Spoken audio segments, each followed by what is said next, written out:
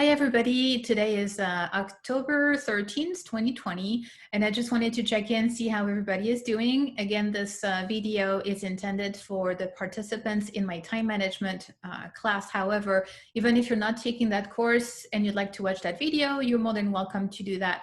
So the reason I wanted to check in is that 2020 has been an insane year. And what I'm hearing from just about every college and university I'm working with is low enrollment, restructuring, people retiring, positions ending that are not being replaced. So time management is important now more than ever, because when you had one big job to do, that was challenging enough. And now maybe you're doing the job of 2 people or 3 people. So it is even more critical than ever to be organized, to follow through, and to have some good strategies to help you get what's most important done in the least amount of time possible, while still delivering at an excellent level.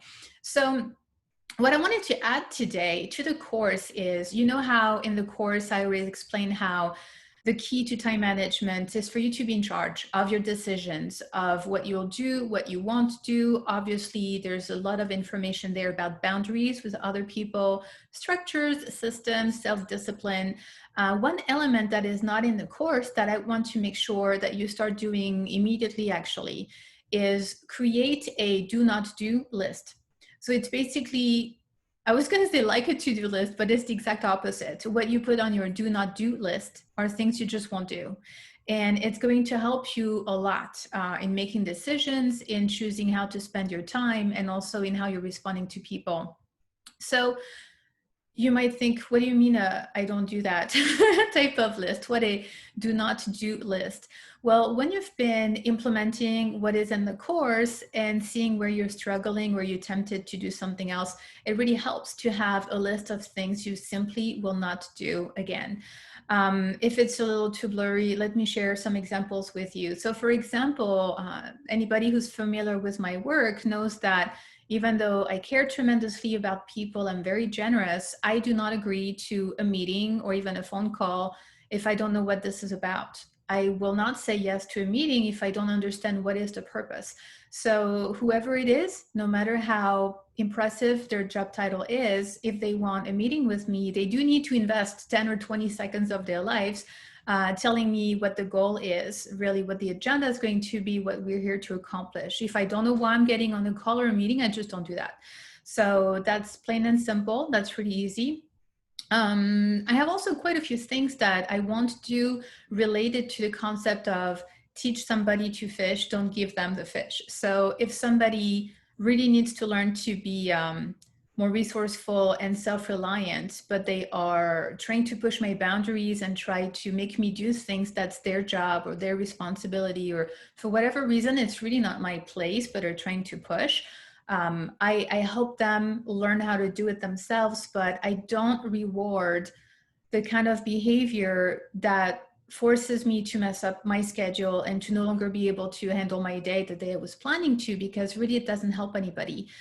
Enabling bad behavior encourages bad behavior, and I talk about that all the time. Whatever you allow, whatever you tolerate, whatever you allow is going to continue. So these are some ideas. Let's see what else I have here.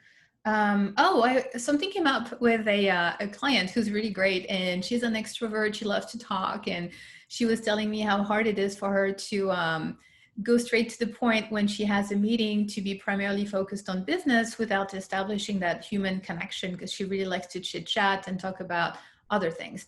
And what I helped her realize is that she can have a small amount of that, then make sure that she gets the work done, all the meeting agenda items are covered, decisions are made, and when that's over, if she managed her time well, there may be a little bit of extra time to connect with people, again, if that's the desire of everybody involved, but not starting with that, which leads to the meeting going longer. Every time that we mismanage meeting time, it is very disrespectful to other people who are participating. So it's important to organize that.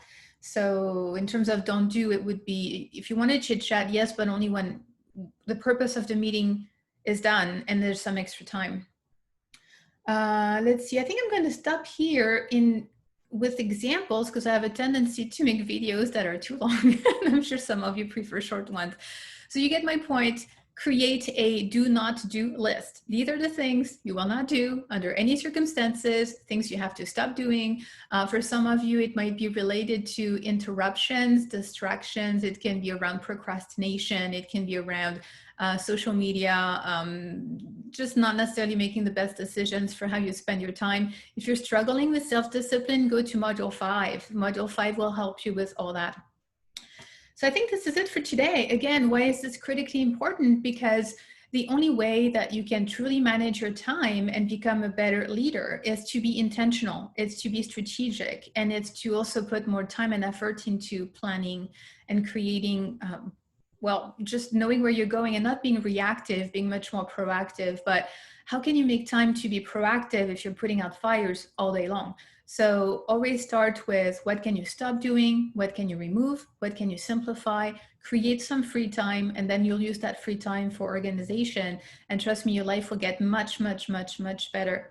So again, it's October 2020, crazy year. So many people are overworked, overwhelmed. So I'm going to make an effort to put out more resources, more training, more videos, doing my best to help as many people as I can. If you're intrigued by me talking about a course that you're not actually in, I will put the description in the comments. So look at the video description, there'll be a link. It's very affordable, it costs next to nothing, and it can change your life if you're really serious about making some changes. If you don't want structure, if you don't want the perfect solution, I still encourage you to take a look at the folder on my YouTube channel that has videos on time management. If you implement most of those tips, trust me, your life will get much easier too. So again, trying to do what's so hard for me, which is keep my videos short. I'm going to end here. Have a wonderful day, and I'll talk to you soon.